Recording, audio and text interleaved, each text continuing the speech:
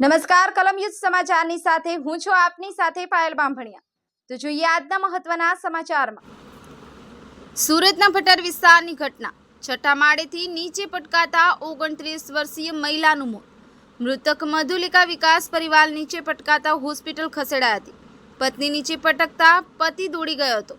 પતિ પત્નીને ગંભીર હાલતમાં ખાનગી હોસ્પિટલ લઈ અને પહોંચ્યા હતા। ફરજ પરના તબીબે મહિલાને મૃત જાહેર કરી।